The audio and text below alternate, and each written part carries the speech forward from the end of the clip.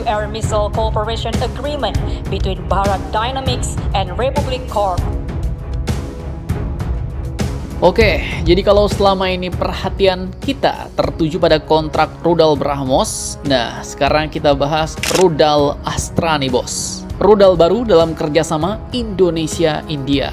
Nah, jadi seperti yang kalian tahu, dalam kunjungan kenegaraan PM India Bapak Narendra Modi ke Istana Merdeka Jakarta pada Selasa 7 Juli kemarin, Indonesia-India juga mengadakan perjanjian pengadaan rudal udara ke udara atau Air-to-Air Missile AAM antara Bharat Dynamics Limited atau BDL dan Republic Corp bos. Nah, dokumen resmi itu memang hanya menyebut rudal udara ke udara tanpa menjelaskan jenisnya. Namun sejumlah laporan media pertahanan dan pernyataan pejabat India menyebut bahwa rudal yang dimaksud adalah rudal Astra Mk1. Merek motor bapak kalian dulu ya kan? Bukan bos. Ini adalah salah satu rudal Beyond Visual Range Air-to-Air Missile atau BVR AAM buatan Prindavan India yang saat ini menjadi andalan Angkatan Udara India. Tak main-main, made in India, rudal ini pun dikembangkan oleh Defense Research and Development Organization atau DRDO dan diproduksi oleh Bharat Dynamics Limited India sebagai langkah mereka mengurangi ketergantungan terhadap rudal impor bos. Nah, ini yang mantap nih. Lantas pertanyaannya, seberapa hebatkah Astra Mk1 ini? Jadi ini admin kutip dari berbagai sumber bos. Secara teknis, rudal ini memiliki jangkauan hingga sekitar 110 km. Nah, jangkauan ini pun tentu bergantung pada ketinggian dan profil peluncuran ya kan? Kemudian lanjut kecepatannya mencapai sekitar Mach 4,5 atau lebih dari 4 kali kecepatan suara bos. Rudal Astra menggunakan sistem navigasi inersial berbasis fiber optik gyroscope yang dipadukan dengan data link. Sehingga selama fase awal penerbangan, posisi target masih dapat diperbaharui oleh pesawat peluncur. Dan ketika sudah mendekati sasaran, maka radar aktif di hidung rudal akan menyala dan mengambil alih proses pencarian target secara mandiri melalui aktif radar homing bos. Nah, dalam istilah militer, kemampuan ini pun ya dikenal sebagai fire and forget.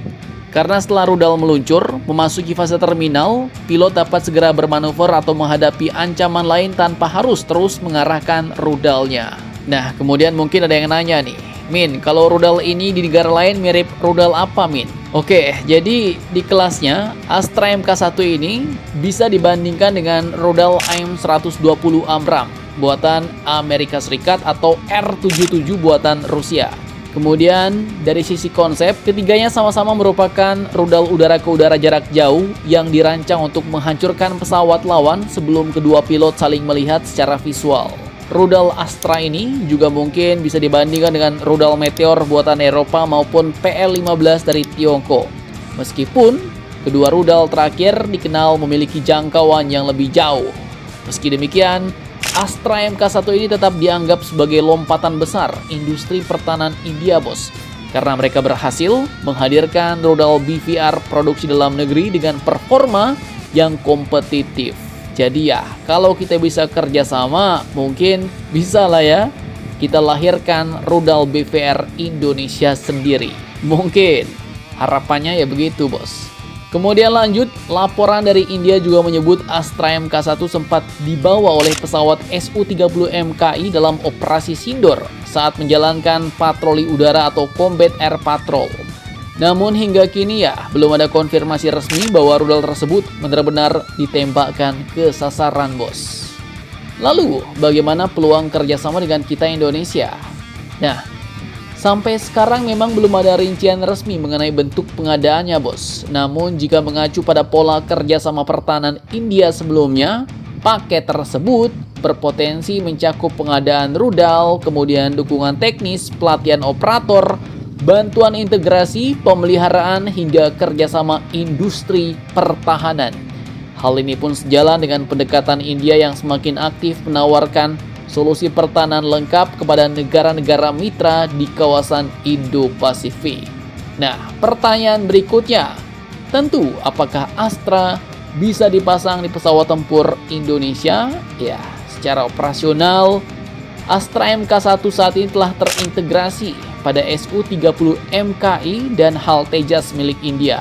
Namun untuk Indonesia ya, jawabannya masih bergantung pada proses integrasi teknis, sertifikasi, serta keputusan pengguna. Mungkin nanti bisa Su-30-27 kita atau Su-35 kita ya kan?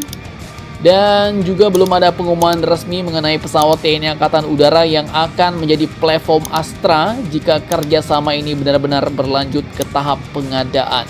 Nah, menurut kalian bagaimana dengan rudal ini? Apakah cocok kita boyong? Silahkan kalian cocor-bacor di kolom komentar.